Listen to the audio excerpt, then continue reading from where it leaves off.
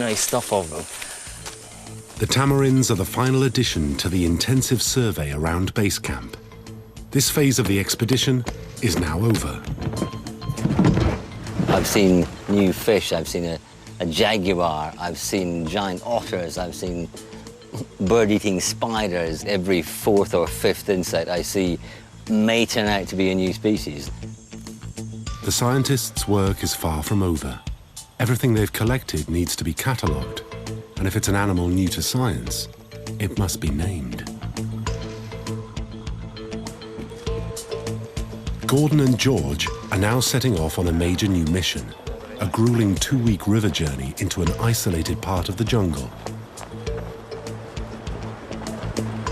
Hey, Gordon.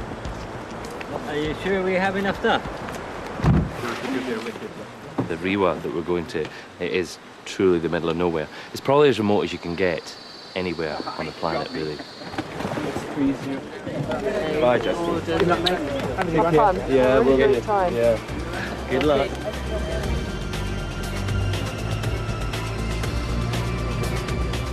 Their destination? The headwaters of the River Riwa, one of the most inaccessible regions of Guyana.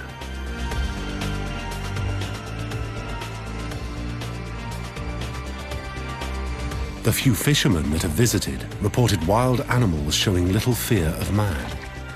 If anywhere in South America could be described as completely untouched, this is it. The upper Riwa is sealed off from the outside world by a formidable set of rapids and waterfalls.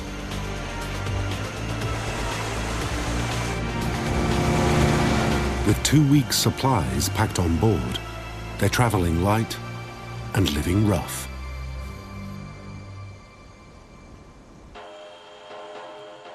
On the face of the mountain, the climbers have come up against an intimidating wall of rock. This next session is impossibly hard. Well, it looks it to me anyway. John's one of the best climbers in the world, and so he's already heading up it. Lovely. This is fantastic climbing. It's really quite amazing that it's possible to climb up here. There's just enough little holds. You can't see any of them until you're within a metre of them. So it's quite intimidating to launch up it. Just seeing a blank wall ahead.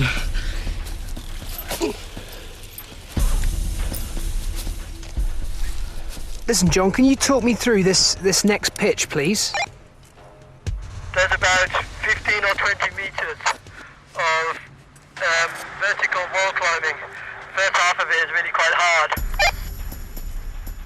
Okay, John Wood, to me that sounds like it's outside my ability and possibly dangerous for me to be trying. Probably wise, because the chances of pulling off some loose blocks onto the others are really quite high. Steve's a skilled climber, but this rock face is beyond even his limit. He must heave himself up the ropes, free hanging in space. He's 6 hours into the climb, and not even a quarter of the way up.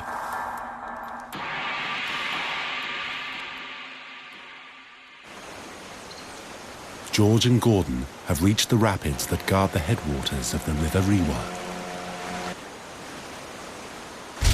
The rapids are impassable. The only option is to drag the boats and carry all the kit overland. What we've got is logs laid down over the rock, so hopefully the boat will slide over these rollers and then up to that gap and then up beyond the falls. Ready? 1, 2, 3. 1, 2, 3. It's the hottest part of the day. The temperature is 40 degrees and humidity 100%. 1, 2, 3.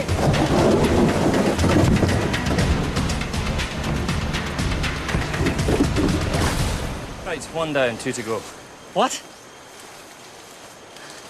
2 more to go. I don't think I've ever been so tired in my life. There are still miles of rapids ahead. It's this barrier which makes the Riwa so special, protecting the forest and its animals from man.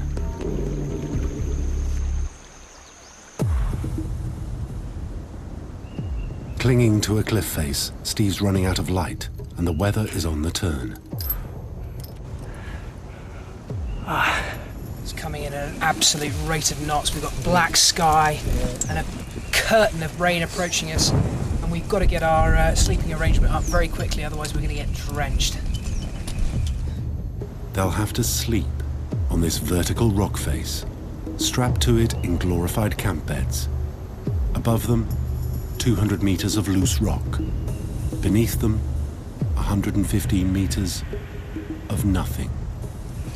We have 2 portaledges. Each one is big enough for 2 people. But since there are 5 of us, Ivan has rigged himself a hammock. How are you bed? It's just perfect. I'm free hanging, but we have a lot of protection. So we sleep with harness and attach it to the protection. This is difficult enough in the light, hanging here in this ridiculous spider's web. But trying to do it in the dark is nigh on impossible. Obviously all night long we have to stay sleeping in our harnesses and clipped into as many things as possible. Because if you roll out of bed here, you get more than a bump in the head.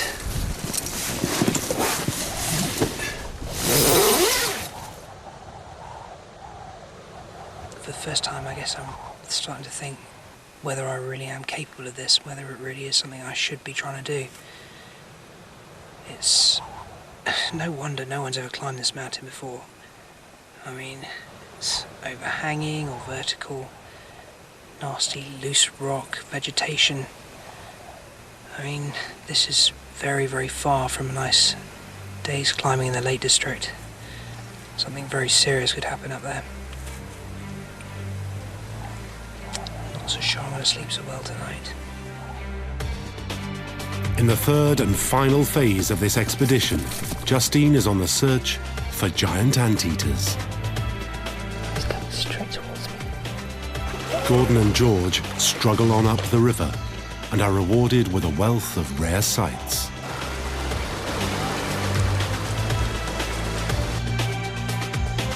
What a fantastic bird. And Steve battles exhaustion as he nears the top of the mountain. Oh, yeah!